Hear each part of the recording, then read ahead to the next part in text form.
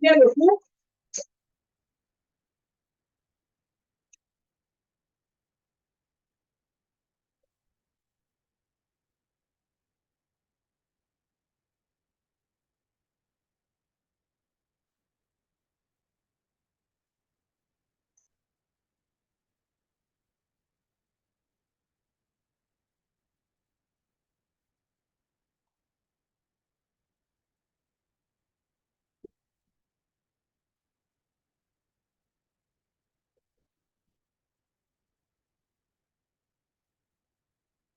OK. Donc, on va parler de, s'il vous plaît, d'analyse d'image et de domaine. Nous avons parlé des facteurs, d'abord des vecteurs, ensuite des capteurs. Nous avons vu les différents types de capteurs. Et nous avons vu les différents types d'images que ces capteurs peuvent enregistrer. Et nous avons vu les caractéristiques de certaines images. Nous avons même vu comment prendre les images. Nous avons parlé de la mise en orbite, hein, de, comment, de restitution d'orbite. Nous avons parlé de la modélisation géométrique et la modélisation radiométrique, qui sont des éléments essentiels à la prise d'images de qualité géométrique et qualité radiométrique.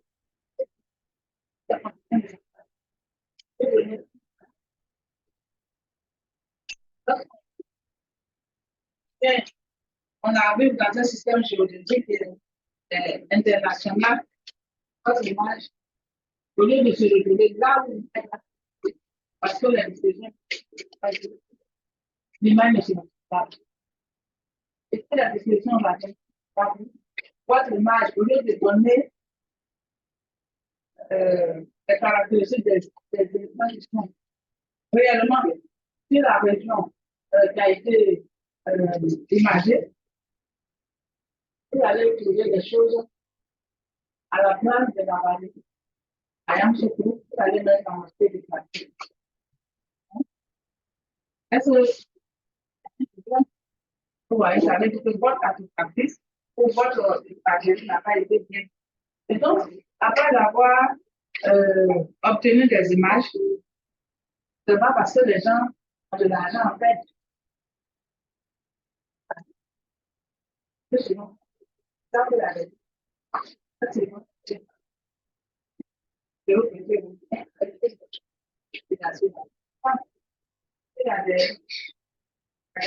y a des problèmes dont la résolution va parler. Et comme on doit rester avec les problèmes, et je ne sais pas comme nous, eux, ils cherchent à régler les problèmes. Nous, on cherche à demander des aides. Est-ce que c'est bon? On cherche toujours à demander des aides. Les enfants donnent même père et donnent même mère. Il y a des gens qui trouvent que tel a réussi, donc, pas prendre soin. Au lieu de chercher à quoi? Voilà. À se battre eux-mêmes pour avoir pour. Cette mentalité. Mais eux, ils vont loin. Ils ont quitté la terre, ils sont où maintenant? Dans l'espace. Et dans l'espace, ils ne se contentent pas de regarder la terre. Qu'est-ce qu'ils regardent? C'est grâce à eux-mêmes qu'aujourd'hui, on peut savoir que le soleil est constitué de ceci ou de cela. Et que ceci ou cela attention avec eux. Non, non, pendant mon cours, les promenades de gauche ne vont pas se faire. Il faut bien placer pour pas se faire. Et donc, on a eu les images, qu'est-ce qu'on en fait? Puisqu'on veut régler des problèmes, c'est ça qu'on a eu les images. Donc, est-ce que les images vont rester quelles sont? Et puis, on va régler les problèmes. On va chercher à quoi? À les traiter. Donc, on va voir on va décrire ici quelques techniques d'analyse et d'interprétation des images et on va décrire quelques domaines d'application de la télédétection.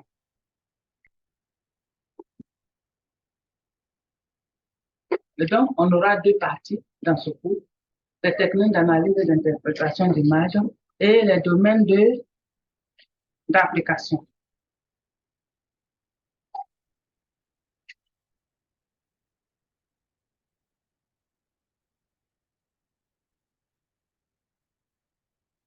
Et donc, nous avons acquis des images, et il nous faut des techniques, des méthodes pour pouvoir traiter ces images. En fait, les images, pour faire quoi? Pour mettre en évidence quoi? L'information qui est cachée dans ces images. Et donc, il y a plusieurs éléments d'interprétation qui vont nous aider. On aura par exemple une combinaison de plusieurs caractéristiques. C'est comme nous, quand vous voulez reconnaître une femme, vous avez des choses, des cheveux. De plus en plus, on n'a pas besoin de chercher ailleurs. Regardez bien le visage. La femme noire, ça vient ici. Hein? Les cils, c'est ondulé. Et ça avance du tout.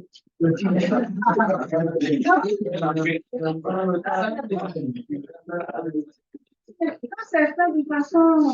Oh non, ça fait mal maintenant.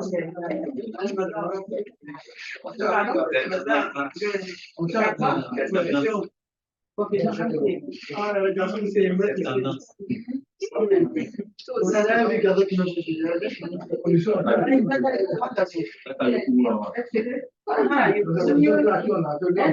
y a ces choses comme ça. Il n'y a pas de son bord. Maintenant, on a pas qui est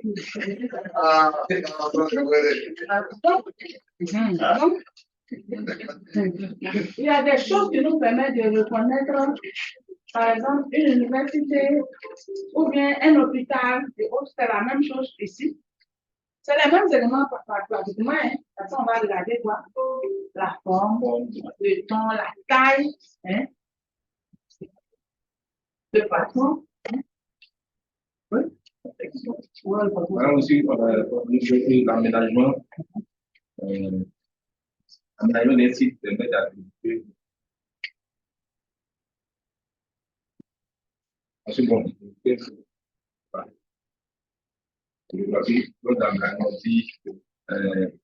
l'aménagement de son espace permet de savoir, il va connaître des personnes qui vivent, mais qui résident. Dans l'exemple, une partie, vous voyez, vous prenez que vous voyez des cases rondes. Généralement, c'est au village. Ou bien, au-delà, vous partez de un point où vous voyez plus de possibilités, peut-être. Et ça m'étonnerait. On arrive dans un endroit et puis on voit beaucoup de lieux, il y a beaucoup de morceaux en même temps. Parce que tout ça est pareil, est appelé. À la rigueur, tu peux me dire, tu arrives dans un endroit où tu as ici. Dans les maisons, oui, je suis d'accord. Il y a des piscines dans les amis. Maintenant, quand vous arrivez, que vraiment c'est des cours communs, uniquement que des cours communs. Vous voyez la qualité économique des gens qui vivent dans les deux endroits. Vous voyez. Voilà. Et donc, il y a des choses comme ça. Il y a l'ombre, il y a l'association, il y a le patron et autres. Donc, on va en parler maintenant. Donc, le ton reflète quoi? La clarté relative ou la couleur, ou la teinte des objets dans une image. On avait vu, s'il vous plaît, c'est en fonction de niveau de gris. Hein? En fonction du niveau de gris dans une image, par exemple, a une valeur. Hein? Et cette valeur-là représente quelque chose. Donc, plus on va du plus clair au plus noir, on voit des objets bien clairs. et non réflectance élevée vers les objets qui ont une réflectance, tu tends vers le 0. Ouais. Ensuite, on a la forme. Regardez là. On a des formes assez spécifiques. Cette forme un peu bizarre, ça vous fait penser à quoi? À un stade, ou bien quoi encore? En tout cas, mais dans notre esprit, ça nous fait plus penser à quoi? À un stade. Mais ça peut ne pas être un stade. C'est pourquoi il y a une dimension très importante en télédétection qui doit s'associer à tout ce que vous allez faire ici, de la dimension du terrain. Parce qu'il y a des gens qui racontent souvent des choses. Ce n'est pas de la géographie physique, mais les thématiques que nous étudions ici sont des thématiques de géologie et de géographie physique. Et on a besoin d'analyser les terrains pour valider. Parce qu'on peut rester ici pour dire, mais est-ce que, même si c'est un stade, ici aussi c'est un stade, donc donc ces formes-là vont nous permettre d'avoir des idées et vont nous permettre de dire que ça, dans tous les cas, ça ne peut pas être un lieu d'habitation, par exemple. Donc, déjà, ça nous permet de faire des éliminations. Voilà. Donc, c'est la loi générale, la structure ou le contour des objets pris individuellement. Ensuite, on a la taille. On a la taille qui est fonction donc de l'échelle. Ou j'allais dire de... ici, l'échelle, c'est quoi? La résolution spatiale. Il y a aussi le patron qui fait aussi référence à la résolution spatiale et aussi la résolution radiométrique qu'on avait vu. Ouais. Donc le patron réfère à l'agencement spatial des objets visiblement discernables. Et c'est quand on voit ce qui est là, donc le patron, quelqu'un avait demandé tout à l'heure, le patron c'est quoi? Voilà.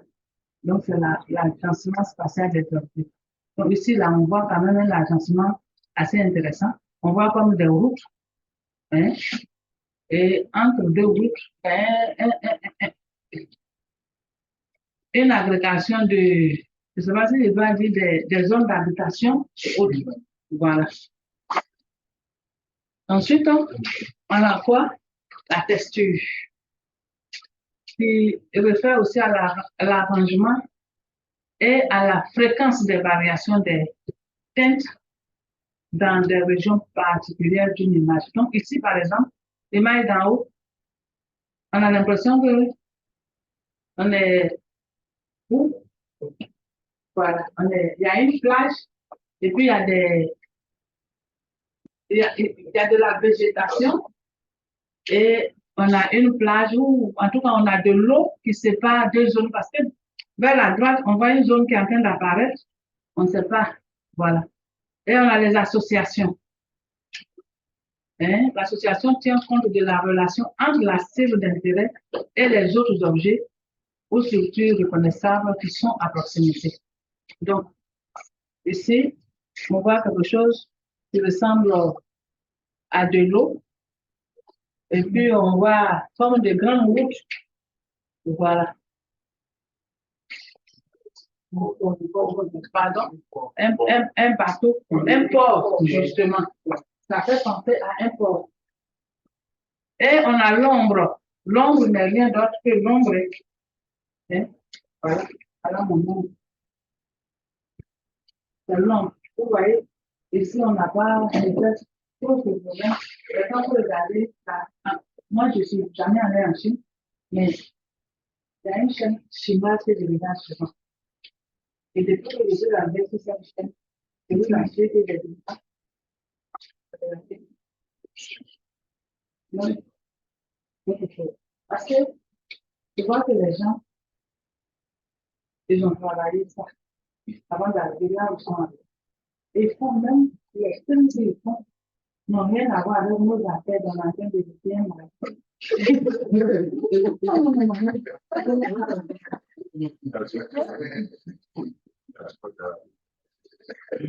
Mais vous voyez, non, c'est une chose aussi.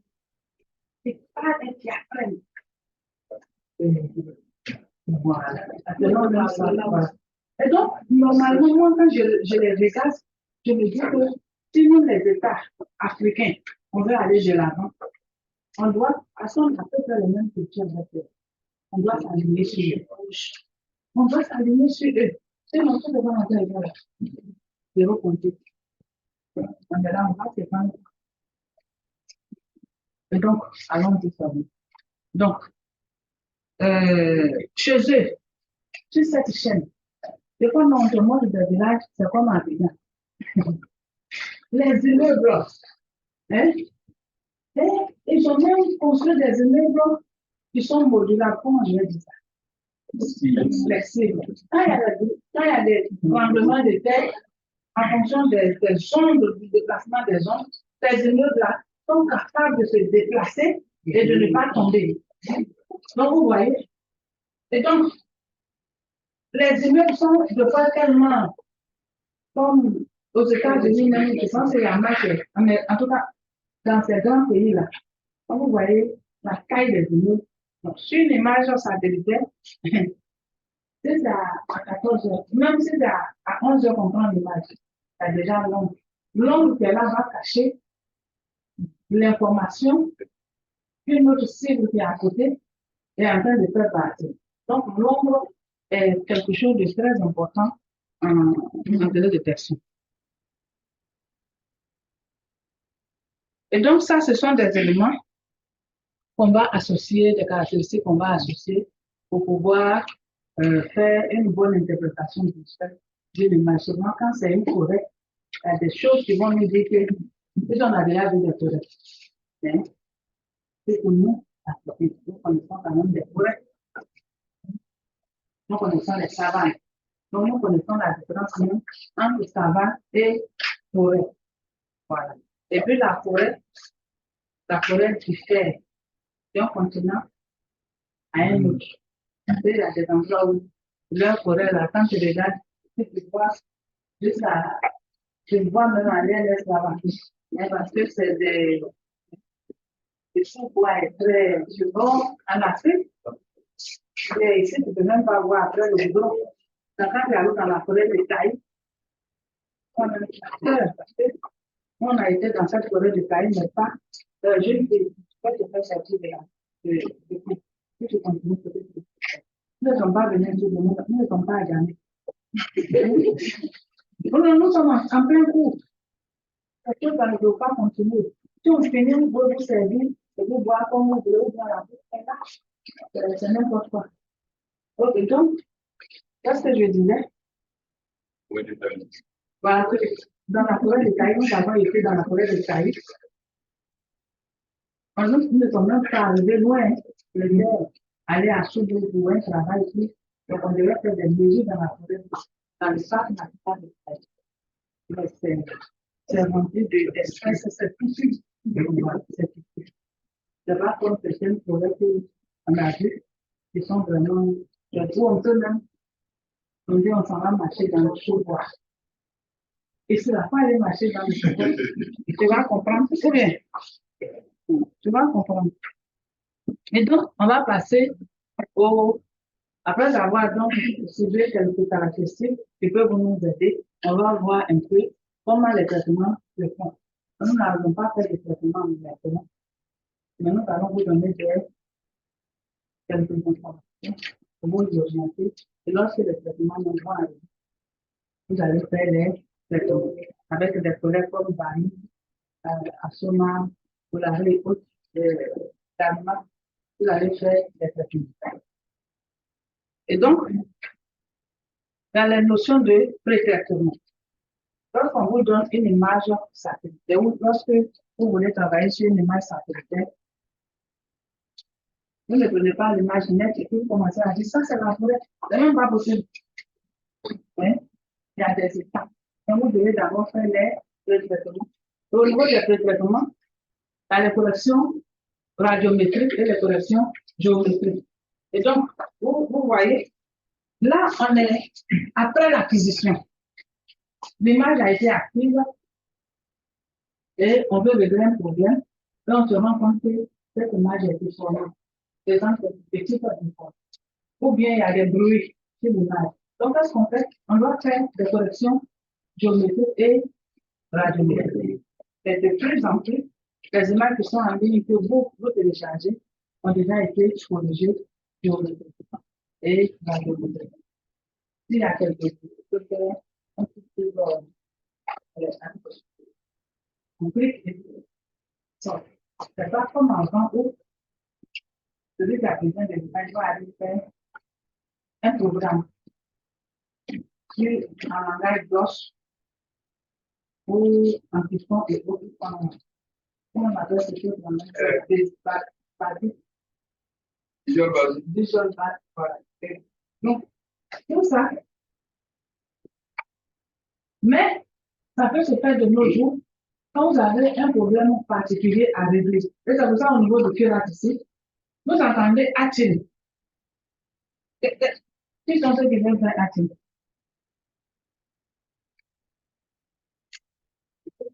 Vous entendez Atin?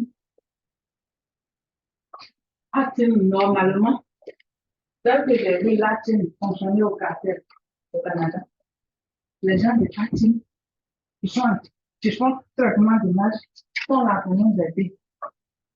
Lorsque nous voulons faire un traitement d'image particulier, que les fonctionnalités usuelles des logiciels ne nous permettent pas, eux, ils ont là.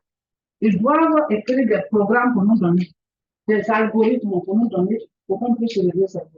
Mais nous sommes en train d'aller vers ça. Pour le moment, nous allons vers ça. Je vais dire ici, quoi. Le moment où je vais faire activer, je ne vais même pas faire. Ça, c'est très bien.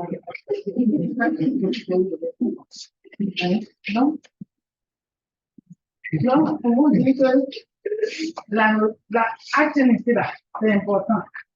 Voilà. Donc, de nos jours, vous prenez une image et puis vous commentez. Même il y a des MDB qui sont déjà stockés sur des sites et que vous allez télécharger.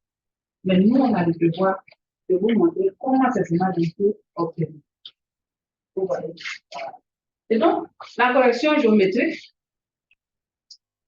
elle est faite à cause donc des irrégularités du capteur, des bruits dus au capteur ou à l'atmosphère et de la conversion des données afin qu'elles puissent représenter précisément, excusez-moi, correction radiométrique, c'est pas géométrique. En lisant, c'est quoi ça?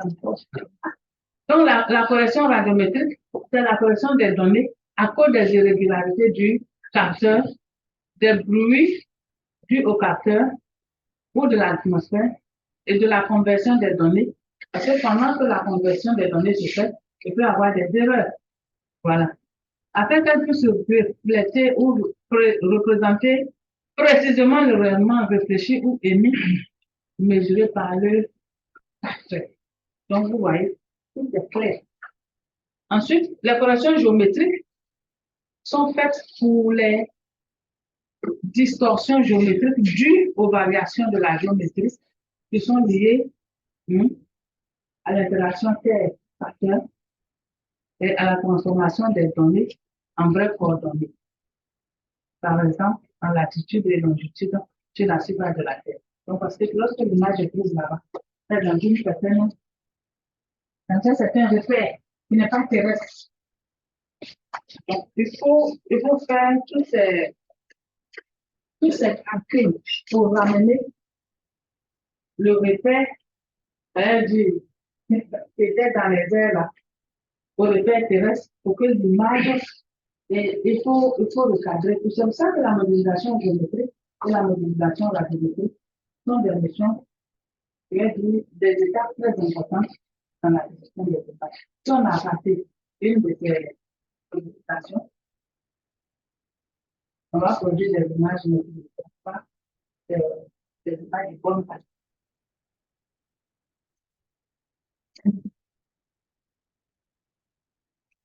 Donc, au niveau des corrections géométriques, le rôle, c'est de quoi? De compenser les distorsions dans l'image afin que la représentation géométrique de celle-ci soit aussi proche que possible de la réalité. Parce qu'à chaque fois qu'on fait une collection d'images, il y a toujours des erreurs. La précision. Donc, plus cette erreur ou plus cette précision, plus cette erreur est petite, la correction est bonne. Plus la précision donc est grande, plus la correction est bonne. Donc, vous voyez, donc c'est important. Donc, le processus consiste donc à identifier des coordonnées de l'image, ligne ou colonne, de plusieurs points clairement distincts, appelés grands control points, les GCP, sur l'image attribuée, et à les assortir à l'aide de ta position en coordonnées au sol X, Y, Z, X, Y. Les vraies coordonnées au sol sont habituellement mesurées à partir de la carte, soit d'une carte en format, soit papier ou en format numérique. Celle-ci. Et donc, la correction d'image peut se faire de plusieurs façons. On peut faire une correction d'image à carte, d'image à image ou bien d'image avec des données de terrain collectées directement. Qu'est-ce que ça veut dire? Okay. Le choix de l'orbite et les moyens de la maintenir sont un des problèmes importants lors de la conception. Ça, c'est une autre affaire. On a déjà parlé de ça. Donc, on revient ici. Ce que j'ai raconté là-bas. On va les expliquer ici.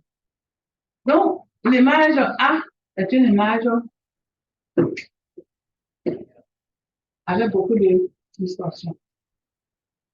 Et on veut la corriger pour la redresser dans sa position établie. C'est-à-dire sa position réelle qui correspond à sa position réelle sur la Terre. Donc, c'est ce qu'on va faire. On va sélectionner des grands control points qui sont A1, A2, A3 et A4. En réalité, ces grands control points sont quoi? Si on prend le cas d'Abidjan, une image d'Abidjan, il y a des distorsions géométriques qu'on veut redresser. On va choisir des points clés. Des points clés. Les demandeurs, on peut monter sur la petite chose en haut. Quand on finit, où il y a la lune, il y a un. Oui, en haut là. Est-ce que quelqu'un peut aller jusque là-bas? Les chrétiens. Est-ce qu'on peut aller? Le truc de sanctuaire marial au bout de la base. Est-ce que quelqu'un peut monter dessus? Donc, en réalité, on cherche des points précis. Comme par exemple, la rencontre entre la clé et le boulevard qui passe devant le code de police. Il va porter le famille. Pardon? Je ne sais pas. Non. Il a dit que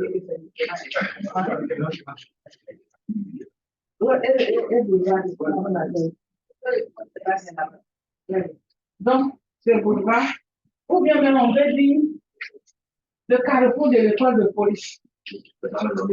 Hein? C'est mieux, ça veut dire. Donc, on envoie Yoboué sur le terrain. Ça, c'est la première façon de faire les changements de l'électricité.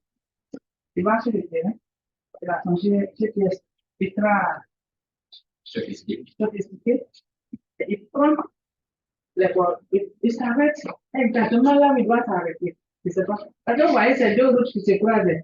Quand deux routes se croisent là, l'intersection là, c'est quoi? C'est une droite pratiquement. Mais c'est une droite même. Dans notre cas ici, c'est un certain largeur. Donc, où le bois s'est positionné, c'est délicat. Mais on va considérer qu'il s'est positionné au milieu. Ensuite, il arrive à la mosquée de plateau. Il s'arrête là où peut-être, en tout cas, un endroit spécifique dans la mosquée. Il prend les coordonnées. Il arrive à l'église Saint-Paul, à la cathédrale Saint-Paul. Il fait la même chose. Il va où encore? Les monuments là, ils ont tous été cassés. À Kwaba. Donc, je dois capter à quoi va c'est. Non, il va entourer un peu le moment. Parce que quand même, c'est un symbole de la poudre. À quoi va? Bon, bien sûr, on passe. On va pas passer donc déplacer. Parce que tous ceux qui viennent de l'aéroport, qui viennent en Côte d'Ivoire pour la première fois, je voulais dire soyez la bienvenue. Donc, on ne peut pas passer. Voilà. Donc, à quoi va? On arrive à l'université de Cocody. On peut prendre par exemple, pourquoi pas, c'est nous qui faisons les cuirasses, mais un endroit spécifique de cuirasse. En fait, on peut retrouver ça sur la carte. Donc, on se promène dans l'ambition et on prend ces points. Et ces points, on vient les voir. On voit ces points sur notre carte, notre image est déformée. Mais nous, on sait que c'est déformé, donc ces points ne sont pas à leur position normale. Donc, qu'est-ce qu'on va faire? On va dire maintenant à la machine, ce point A1 là, voici ses vraies coordonnées. Le point A2, moi je suis allé sur le terrain, j'ai pris ses vraies coordonnées, voici ses vraies coordonnées. Lorsque j'aurai fini de dire à la machine que les 10 points que moi j'ai sélectionnés, les 10 points sur la machine ne sont pas là comme ça pour te dire, je voici tel point. À toi de reconnaître que sur l'image ici là, c'est le carrefour de la vie. À toi de savoir. À toi de savoir que ici c'est le carrefour. À toi de savoir que ici c'est la mosquée d'Agami, la grande mosquée d'Agami. À toi de savoir que ici c'est l'église d'une chapelle. À toi de savoir que ici c'est l'église de l'Assemblée de Dieu du campus La Taille derrière que tu vas écouter. Voilà. Donc, à toi de reconnaître ça d'abord, sur l'image, pour pouvoir dire à la machine que cette image-là, moi je pense que c'est la, comme c'est la mosquée de Plateau, voici c'est coordonnées. Et ainsi de suite. Maintenant, si, au lieu de donner à la mosquée du Plateau, c'est vrai coordonnées, mais si tu as donné ces coordonnées à la mosquée de la Riviera, tu vas faire ta correction, mais ça ne sera pas bon.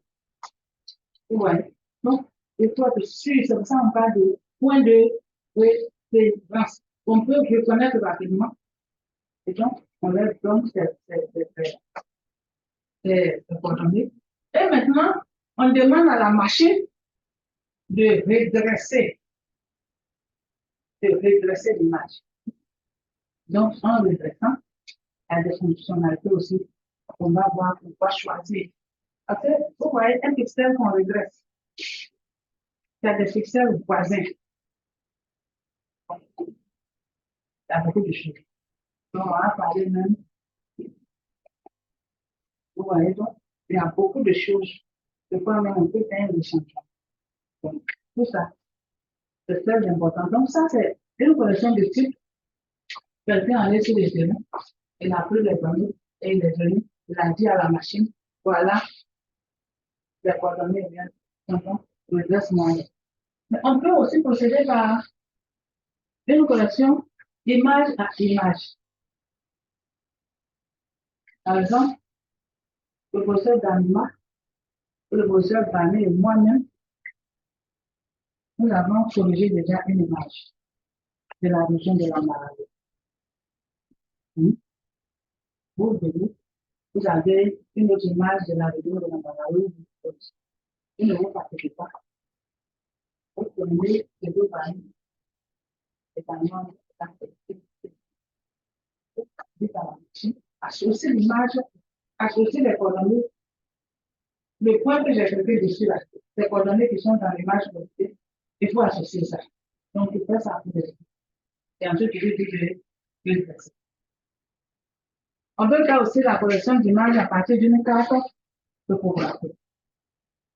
D'une carte qui a déjà été géo.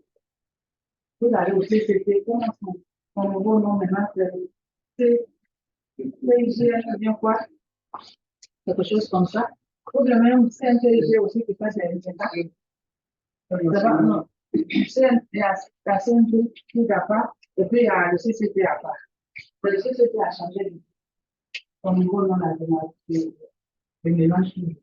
Et donc, vous pouvez, c'est une tâche, c'est le CCT qui a habilité à reproduire les tâches officielles de la Côte d'Ivoire.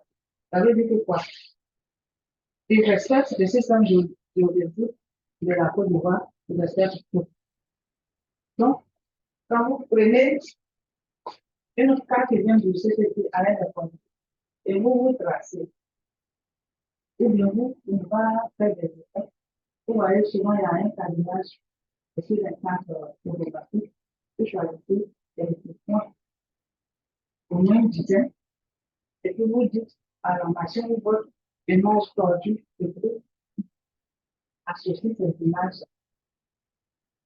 et vous allez relever. Ce sont les coordonnées réelles. Et vous allez vous dire pour associer cette image, les coordonnées à ces différents points. Et ensuite, vous allez lui dire redresse. Donc, c'est les trois façons de corriger, les trois grandes façons de faire, mais le principe demeure le même, la correction géométrique.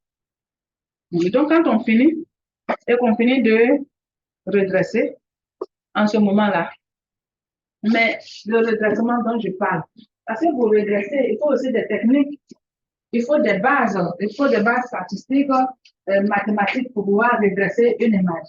Et donc, on va parler de rééchantillonnage.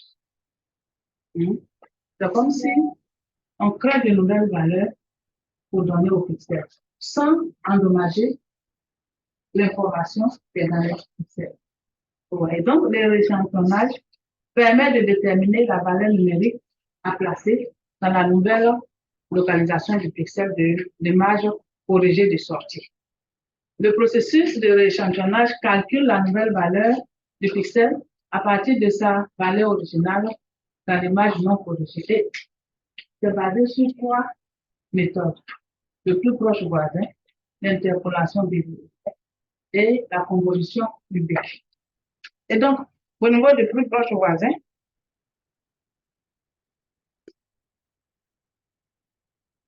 on va donc, la machine donc, va utiliser la valeur numérique du pixel de l'image originale qui se trouve le plus près de la localisation du pixel dans l'image.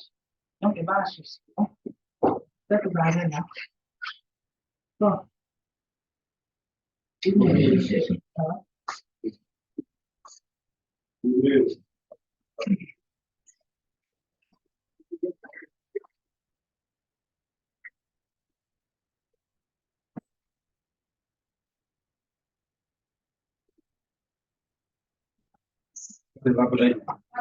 Ça va dire. Non, non la vede, ma la parte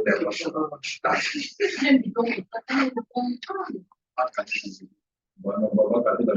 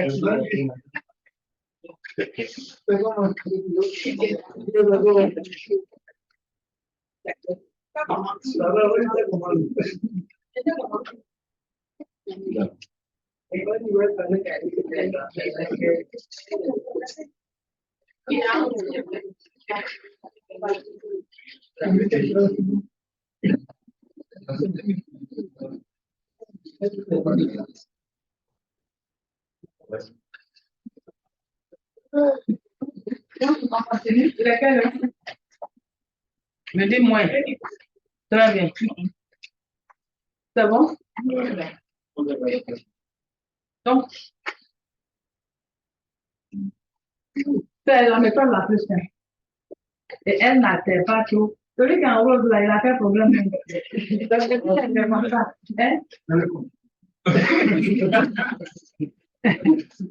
Bon, quand tu es réveillé. Donc, le fait qu'elle est la plus simple, elle n'altère pas parce que vous voyez, il prend l'information du pixel le plus proche et l'attribue au pixel dans sa nouvelle position. Donc, ça ne change pas tout. N'altère pas tout la valeur originale. Donc, produit quand même une duplication des pixels ou une perte de certaines valeurs. Voilà. Donc, vous voyez que c'est comme dans la vie, là, le choix des avantages et des inconvénients. C'est pour ça qu'il y a des gens qui aiment abandonner.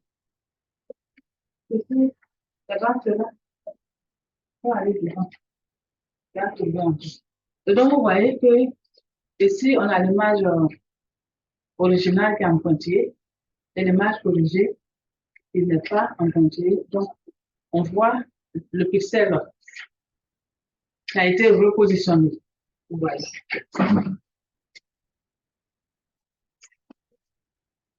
Ensuite, le rééchantillonnage par interpolation bilinéaire qui fait une moyenne pondérée par la distance, des 4 pixels de l'image originale les plus proches du nouveau pixel. Donc, le procédé de moyenne altère la valeur originale des pixels et crée une valeur, comment je vais dire ça, une valeur sur l'image finale. Donc, au lieu de prendre la valeur d'un seul pixel pour attribuer la valeur du pixel le plus proche pour attribuer au pixel dans sa position. De toute façon, je dis que c'est, quand on parle de valeur du pixel le plus proche, c'est comme du genre, je vais expliquer ça. Voilà une image, plantée comme ça. En temps normal, ça devait être ça, mais c'est tordu.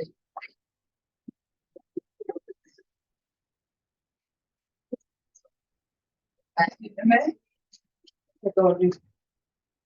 Et on veut le faire. Hein? Dans le redressement, on va se dire que c'est celui qui était, lui aussi, c'est un pixel. Vous voyez, dans l'image, il n'y a pas un seul pixel. Il y a plusieurs pixels dans l'image même tordue. Donc, quand on redresse en termes de position, parce que quand on redresse l'image qui était tordue et l'image qui est maintenant corrigée, on essaie on les superpose, la machine les superpose, nous on ne voit pas. Mais lorsque la machine les superpose, la machine se rend compte que ce pixel-là couvre une grande partie d'un pixel qui est là-bas. Donc, il va attribuer donc la valeur de ce pixel au pixel qui est couvert à 90% par ce pixel. Est-ce que vous comprenez? Voilà. Vous ne comprenez pas? Non, donne-moi ton.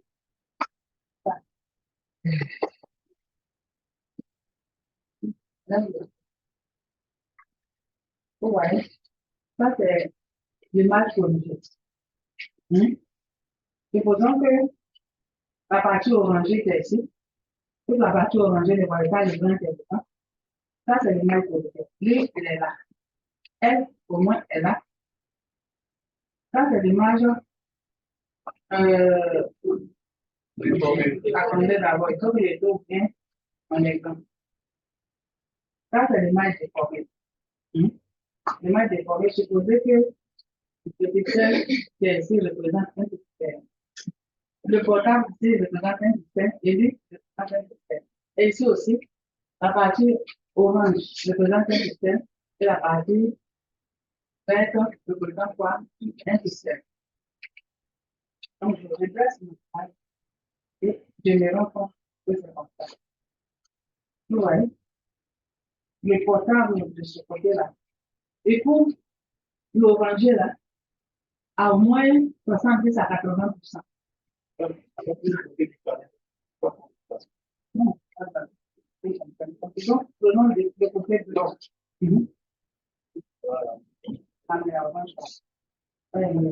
Donc, ici, là, lui, quand il était comme ça, quand j'ai fini de mettre les vraies coordonnées, quand je regrette, je me rends compte, la machine ne voit pas le processus en train de se faire.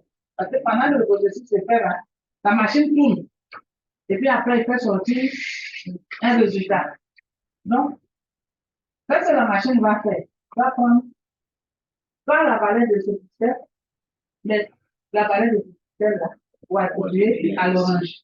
Et il va faire ça pour toute l'image. Donc, il prend un peu de temps. Donc, pour les machines très sophistiquées, je vois même ça va rapidement. Et puis, ça rapidement. Quelqu'un d'être humain ne peut pas faire. Vous voyez, non? Donc, la machine a été programmée pour ça. Voilà. Et donc, cette valeur, ce pixel-là, sa valeur sera affectée donc à la valeur au pixel qui est en tant que fait à environ 70 à 80% par année. Et donc, c'est comme ça que le championnat va se faire. Et donc, pour l'interpolation du linéaire, la machine va prendre les 4 pixels voisins et va faire une moyenne pondérée pour attribuer donc au pixel au nouveau, enfin, pas au nouveau pixel, mais au pixel dans sa nouvelle position. Est-ce que vous me comprenez? Voilà. Parce qu'en réalité, ce n'est pas de nouveaux pixels qu'on fait quand on fait l'échantillonnage. On repositionne juste les pixels. Donc, les pixels ont leur valeur originale, c'est juste leur repositionnement. Voilà. Et ensuite, on a la convolution cubique, où cette fois-ci, la machine va prendre combien? Les 8 voisins. Voilà. Donc, vous voyez que ici, ça va prendre peu de temps dans le traitement.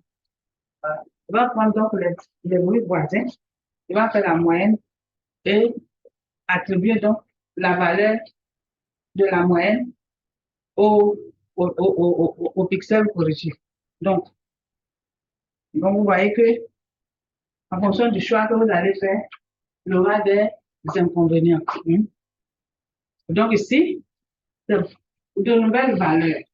Vous voyez? Donc, de nouvelles valeurs qui peuvent ne même pas être la valeur de réflectance d'origine. Vous voyez? Voilà. Donc, il faut faire attention dans les choix. Et donc, une fois on a fini de corriger donc notre image, parce que la correction atmosphérique, radiométrique plutôt, et même atmosphérique, de quoi ça se fait, les trucs sont déjà incorporés. Hein? Donc, c'était des programmes qui étaient écrits pour pouvoir soustraire, par exemple, les bruits de l'image. Donc, en faisant cette soustraction, en balayant donc la couche de nuages et autres, on peut avoir des pertes d'informations. Mais il y a des algorithmes qui sont fixés, qui sont déjà incorporés dans les logiciels comme on dit, comme quoi encore, donnez-moi le nom, le logiciel de traitement d'image. En vie, et puis quoi? Agile traitement. Agile, c'est plus analyse spatiale. Géomatique, hybride, hybride aussi fait le traitement d'image. Quoi? Bon, c'est l'examen. Donc, il y a tellement de logiciels. Donc, voilà. Mais souvent, c'est le logiciel libre qu'on essaie de vous. On vous demande de plus d'ajouter dans le cadre de votre formation. Parce que quand les logiciels sont payants, ça devient encore plus compliqué.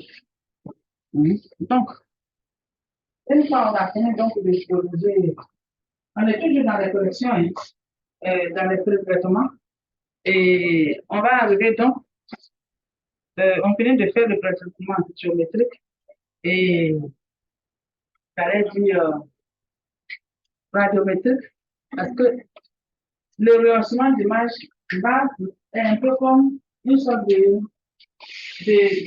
pré-traitement.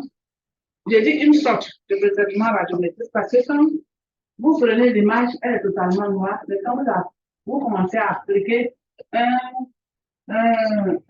procédé de rehaussement, l'image commence à être claire. Vous commencez à voir les choses distinctement.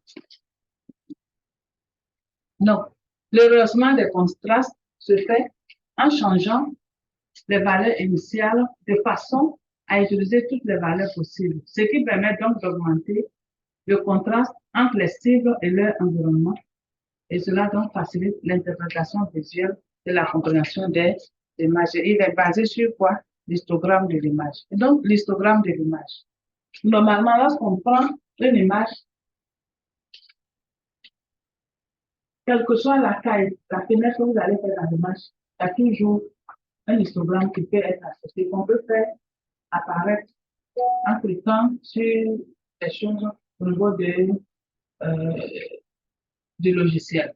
Et donc, ici, vous voyez une image qui est à gauche et son histogramme. Vous voyez que c'est la fréquence de tous les niveaux de gris. De tous les niveaux de gris en fonction donc des longueurs d'onde pour toute l'image.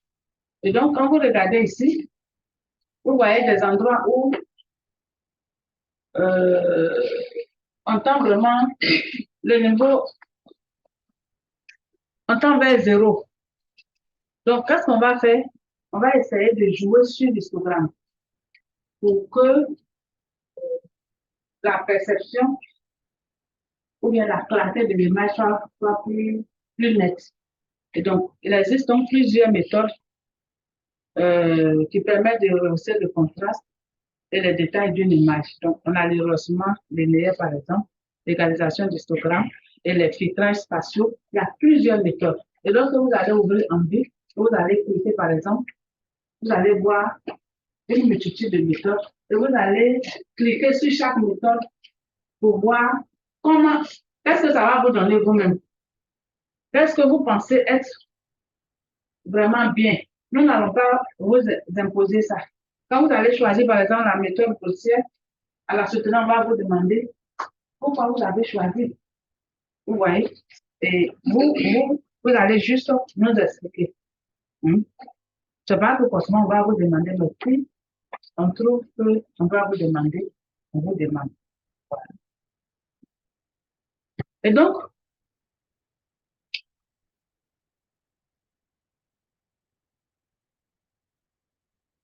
ici, vous voyez dans l'image originale, on a l'histogramme qui est regroupé entre quoi? Le niveau de gris 84 et le niveau de gris 153.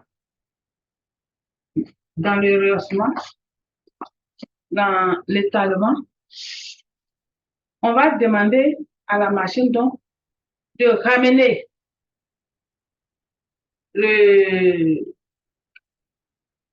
la valeur 84 à 0 et la valeur 153 à 255. Hein? Donc, on va faire un étirement de façon uniforme afin que toute l'information soit bien regroupée. Et donc, ça va nous permettre d'avoir ça. Vous voyez, une image au début qui était sombre, on ne voyait pas beaucoup de choses dessus, mais lorsqu'on a appliqué un rehaussement linéaire, hein, qu'est-ce qui se passe? On a des choses qui sont plus claires. Hein? Voilà, on a des choses qui sont plus claires. Et donc, il y a plusieurs méthodes. Ici, c'est juste un des aspects que je vous explique. Mais c'est ce qui se fait dans la machine lorsque vous allez cliquer, parce que vous allez cliquer. Mais qu'est-ce qui se passe là? Il va donc utiliser l'histogramme et il va agir sur les valeurs pour pouvoir faire le reste. Donc, le rehaussement, vous avez vu, comme on l'a vu tout à l'heure, le rehaussement agit sur quoi? Sur la qualité quoi?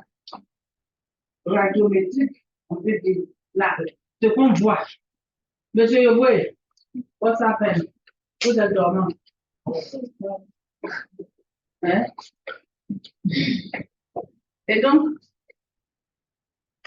vous voyez, donc, ça fait partie, peut-être pas d'une correction radiométrique, plus, mais d'une correction radiométrique plus exacte. Est dans le cas. Ça fait partie des critères.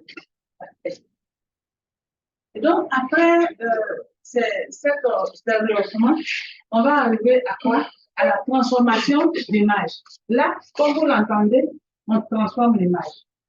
On a une image originale, on la transforme pour avoir une image P. Puis, il y a une autre image qui va nous donner des informations très importantes.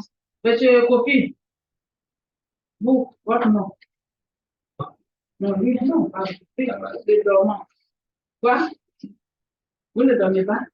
Ok, donc c'est les lunettes qui vont donner un faux reflet. Ok, donc, la transformation d'image génère une nouvelle image. Ce sont des opérations simples, les additions, les soustractions, les multiplications et autres de bandes. Ouais, de bandes spectrales. Vous voyez, on peut décider de prendre la bande verte et puis de la bande verte, on soustrait la bande rouge. Mais tout ça répond à des besoins réels en fonction des réflectants des objets que nous voulons étudier. Vous voyez. Et donc, la soustraction d'images est souvent utilisée pour identifier les changements qui sont survenus entre les images obtenues à des dates différentes. Lorsqu'on prend par exemple un trait de côte, vous connaissez un trait de côte? Qui ne connaît pas un trait de côte? Hein? Vous ne connaissez pas le trait de côte? Lorsqu'on arrive, vous êtes déjà allé à Port-Bouche, vous êtes éloigné au bord de la mer. Vous n'êtes jamais arrivé au bord de la mer? Oui, non. L'essentiel, c'est d'arriver au bord de la mer. Ce n'est pas forcément évident. Vous voyez le trait de côte, la limite entre l'eau et puis le sable. Ça, ce trait de côte-là, on peut prendre les images qu'on a eues. Vous voyez, on parle d'érosion côtière.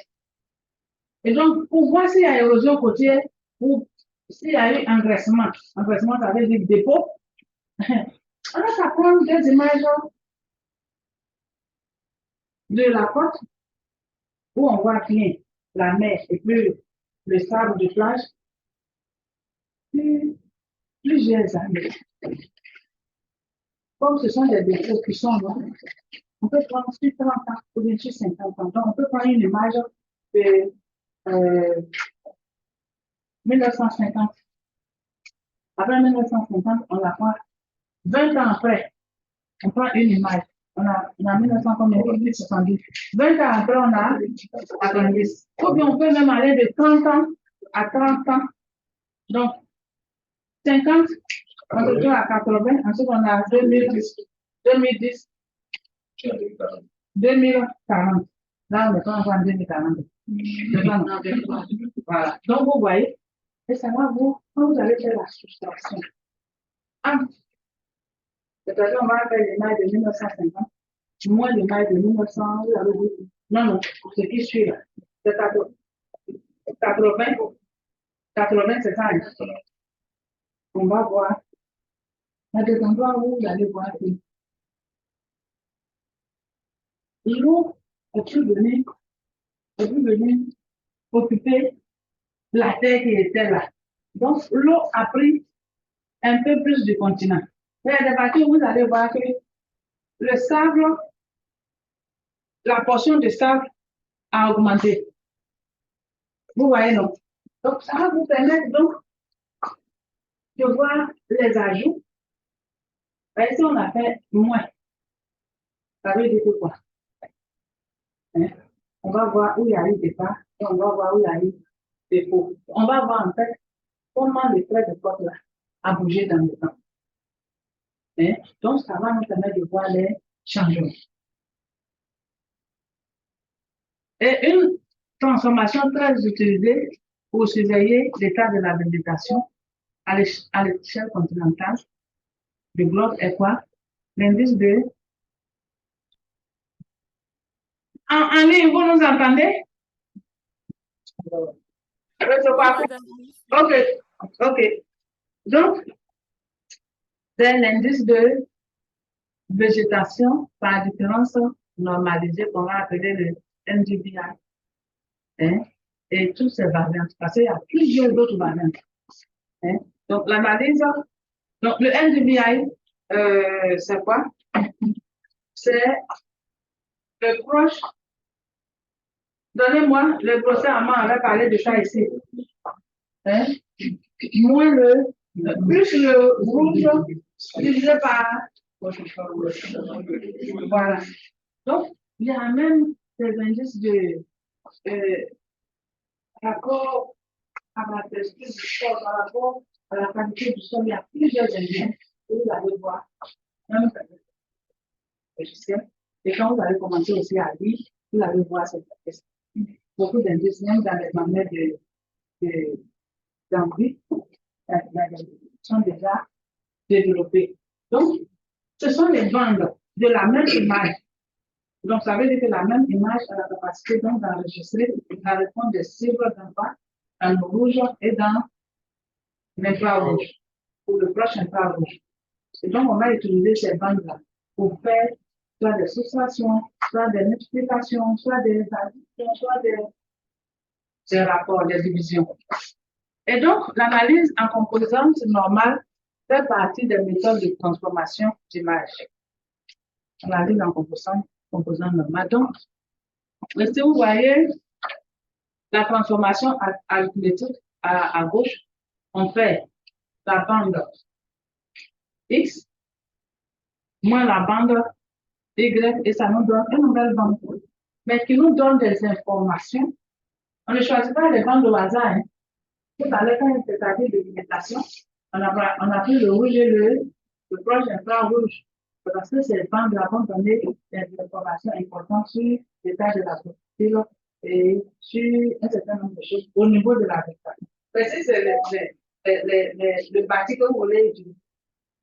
C'est d'autres bandes certainement qui vont vous intéresser. Ce n'est pas le NDVI que vous allez calculer, mais vous allez calculer par exemple d'autres indices. Et l'analyse en composante principale, c'est une façon donc de transformer les images totalement, où on demande à la machine de mélanger toutes les bandes et de faire ressortir. Vous voyez, des images comme Aster. Tout à l'heure, la jeune dame, Madame Beauvoir, nous disait que Aster était une image, non, hyper spectaculaire au début, parce qu'elle a vu qu'il y avait beaucoup de bandes. Aster est multispectral. Et donc, souvent, pour travailler avec Aster, c'est difficile de prendre telle bande ou telle autre. Donc, on va demander à la machine de regrouper toutes ces informations dans 3 canaux principaux. Dans 3 canaux principaux. Donc, généralement, quand ces 3 canaux-là vont représenter, parce que c'est la même image, vous voyez, mais qui est présente dans plusieurs canaux. Donc, on va demander donc à la machine de regrouper toute cette information-là en 3 canaux principaux. Donc, la machine va vous faire sortir un premier canal qui contient au moins 85% ou bien 87 ou 90% de l'information. Et puis, il aura la seconde composante, il aura la troisième composante. Généralement, cette image, la première composante, souvent fait ressortir des cibles qu'on ne voyait pas, par exemple dans la bande rouge de Aster ou bien dans la bande verte. Mais comme il a eu le temps de faire sortir pour parler comme les Ivoiriens, de bonne vue de chaque bande, il les associe et il crée une composante où on voit pratiquement la réponse de toutes les cibles. Et ça nous permet donc de voir des images. C'est lesquelles? Midi 6. Vous pourriez ici, non? À côté ici, non? Là, non. Parce que ici, il y a un lieu de prière, mais il y a là-bas. En bas. OK. Donc, on va continuer un peu. Puis, je vais vous laisser. Et donc, souvent, même, la première composante, Lorsque vous regardez, vous voyez que vraiment, c'est bon. À partir de cette composante-là, vous pouvez commencer la classification. Et ça dépend des cas. Il y a des gens qui vont faire la classification à partir juste d'une composition colorée. Le poster, vous l'avez donné ici. Vous avez parlé de composition colorée. Donc, la composition colorée aussi sont très importantes. Tout ça. Mais la composition colorée, ce n'est pas vraiment une transformation d'image. Et ça fait vraiment partie. Ça permet d'avoir une bonne. On voit tous les éléments, on voit beaucoup de choses. Et souvent, même à partir de la composante d'une composition colorée, on entame la classification. Et donc, la classification, parce que c'est ça qui est notre objectif. Notre objectif, tout ce qu'on a fait jusqu'aujourd'hui, pourquoi on allait envoyer le satellite en haut, pourquoi on a eu les images, et tout ça, tout ça. Notre objectif, c'est de régler un problème qui est à la surface de la Terre.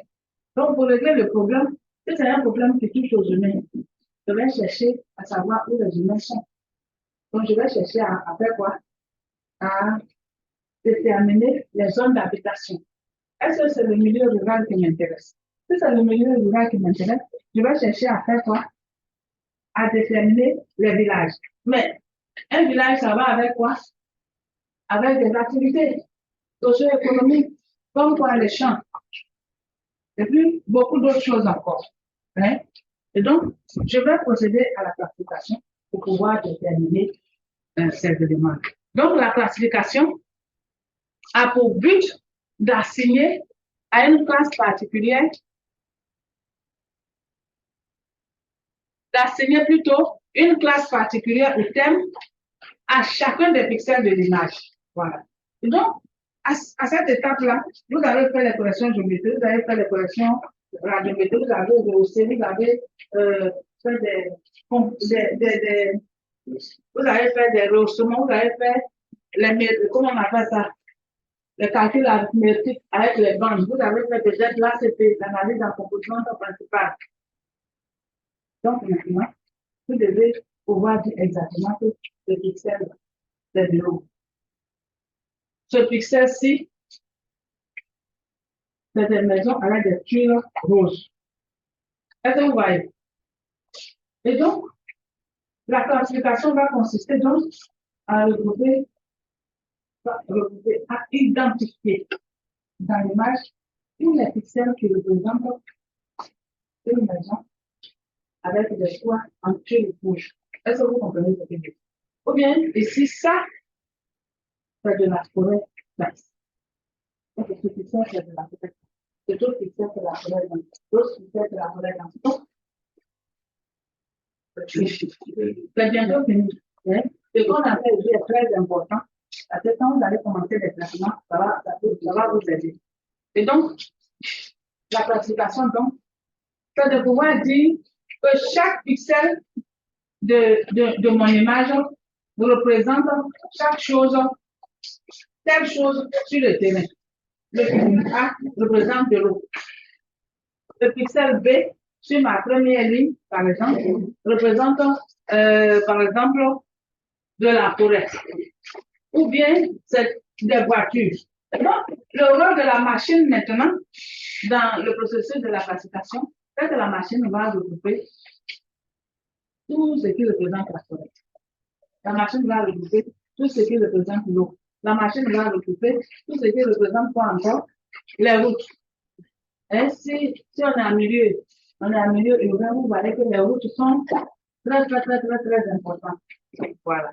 Si on est dans un, même en milieu rural, on a fini, on a le cacao, on veut sécher. On a enlevé, on veut sécher. Il faut des routes pour pouvoir déplacer ça pour aller au village. Donc, c'est très important. Donc, quand je vous dis, notre science ici, c'est une science qui est réelle. Nous sommes dans le réel, nous ne sommes pas dans le virtuel. Parce que tout ce que nous avons fait, on était dans la machine, mais on va arriver sur Terre. On était d'abord dans les satellites. Donc, voici un peu ce qui va se passer. Donc, nous-mêmes, qui sommes maîtres, qui sommes en train de faire la classification, nous allons dire à la machine, tel qui sait faire de l'eau. Comme on a fait pour la correction d'image, M. Legault et son voisin, vous bavardez M. Traoré. Hein? Il y a des personnes qui ont des contributions pour tout le monde. Donc, mon ami, il faut t'asseoir. Tu ne vas plus sortir. Non, je ne sors pas. Donc, levez-vous. Là, c'est vous, on pourra garder.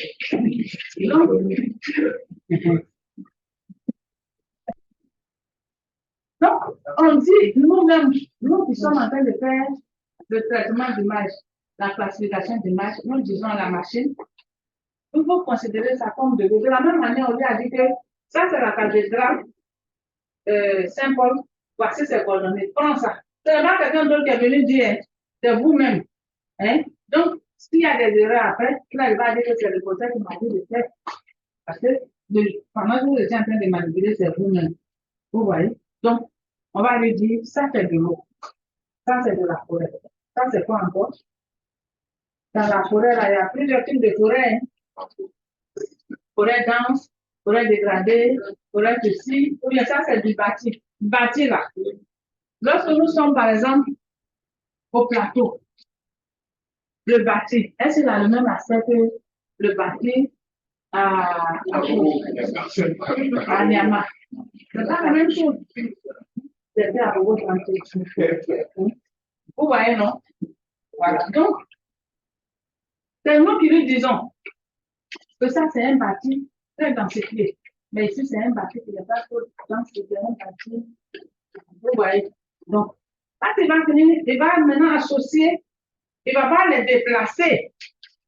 Il ne va pas les déplacer, les pixels vont les faire à leur place, mais il va les appeler soit de route, ou bien il va les appeler soit route, ou bien il va les appeler soit zone bâtie, ou bien il va les appeler voiture. Ce que vous-même vous lui avez dit là, c'est ce qu'il va vous faire ressortir. Donc, on finit donc de choisir ces zones-là sur l'image. Et puis, ces zones, on va les appeler les ROI. Il y a des gens qui ont déjà fait des traitements sémantiques. Les ROI, les ROI, qui viendra. Et donc, ces ROI-là, si vous avez déjà fait un avantage, on est là, vous êtes là, on ne demande pas des gens qui sont plus entourés de questions aussi. On cherche des gens qui ont déjà même une fois fait des choses de trouver là. Voilà.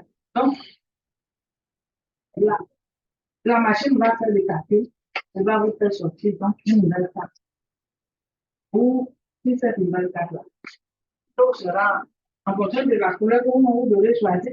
Si vous dites à la machine de mettre de l'eau en rouge, l'eau va sortir rouge. Si vous maintenez une telle couleur, le jour de votre soutenance, vous aurez tous les problèmes du monde. Parce que les géographes, ils ont fait des conventions, il y a des couleurs conventionnelles. Voilà. Si vous allez mettre l'eau en rouge, il y a un problème. Voilà.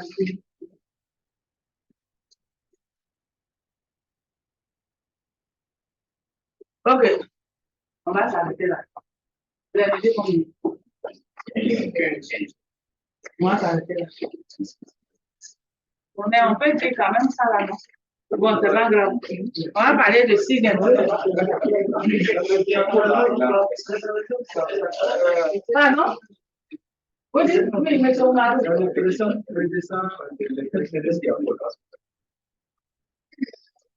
Pardon, pardon. Encore? Oui. Ok.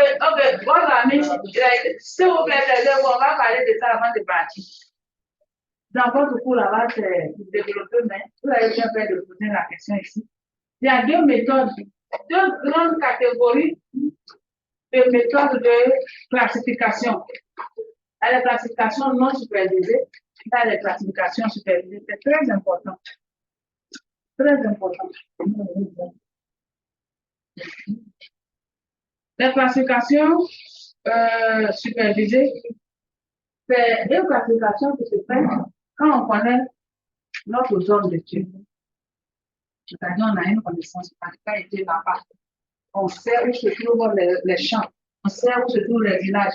Donc, quand on vient dire que ça, c'est un champ, on est sûr. Vous voyez. Mais il y a un autre type de classification qui est non supervisée où on dit à la machine, en fonction des valeurs des systèmes, regroupe les anciennes classes ou bien regroupe les antiques classes. Et venez de les regrouper. Et maintenant, vous allez sur le terrain. Donc, généralement, c'est ce que nous faisons. Parce que c'est plus, ouais, c'est plus, ça va dans le plus.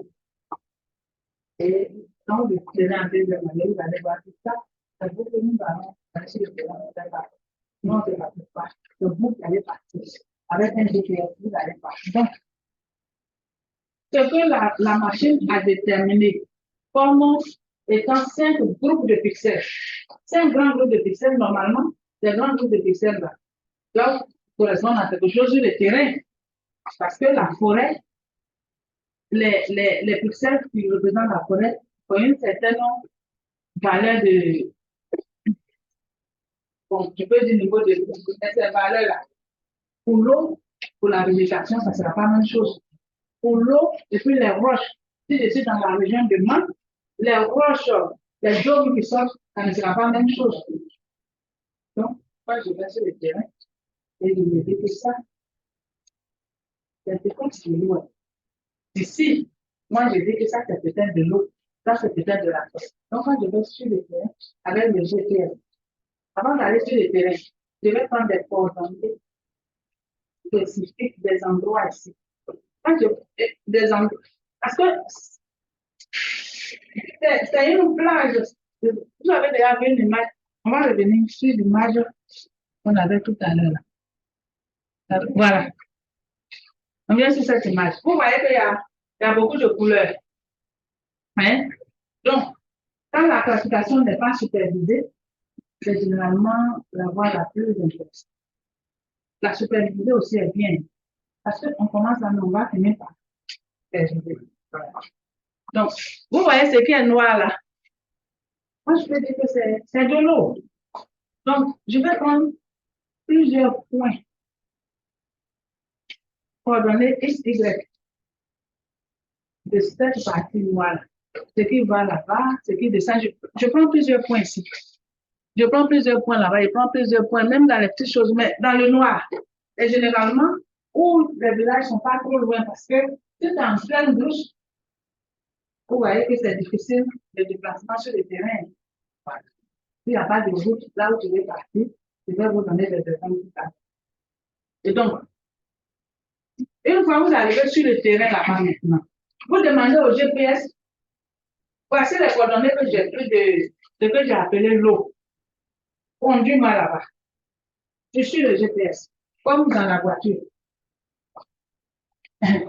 Donc, vous descendez de la voiture et maintenant vous marchez en gauche.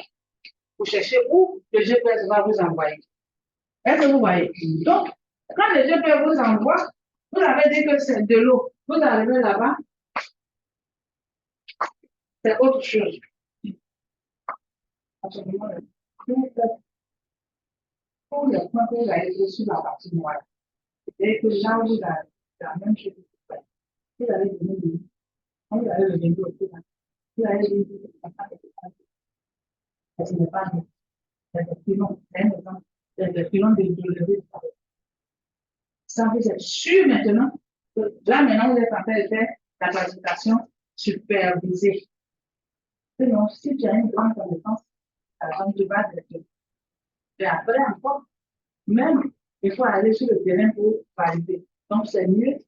Moi, je conseille qu'on fasse à partir de non supervisé d'abord. On va sur le terrain. Mais dans tous les cas, les deux sont bien. Parce que même si tu as dit que c'est de l'eau, supervisé, arrivé là-bas et te dit que c'est pas de l'eau. Quand tu reviens, tu corriges. Voilà. Mais en fonction de supervisé ou non supervisé, il y a des techniques qui diffèrent.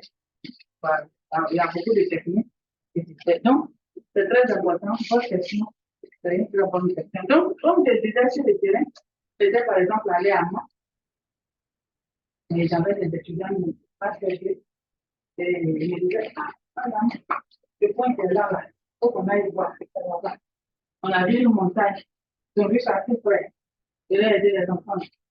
Maman, ici, là, quand tu vois une montagne, tout près. Il ne faut pas qu'on mette les rêves et les manger là-bas tout droit.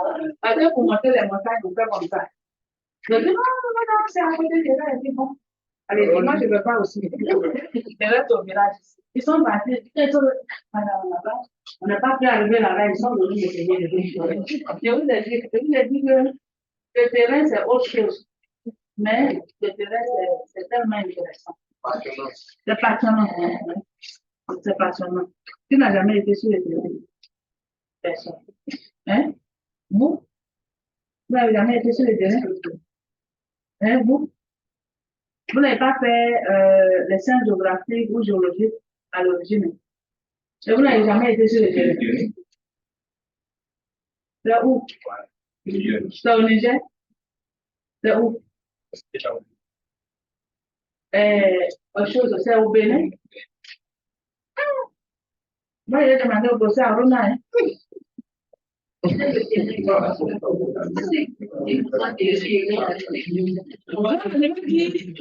sortie des étudiants sur le terrain.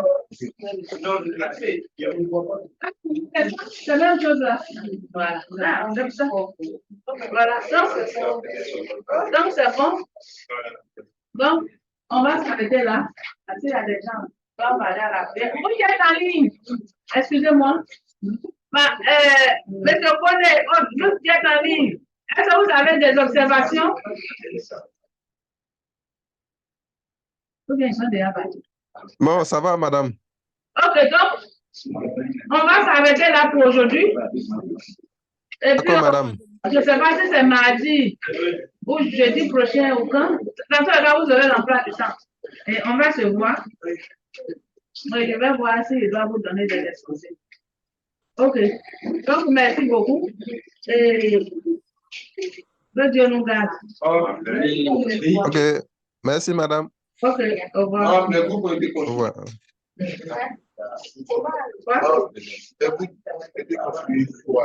Attends.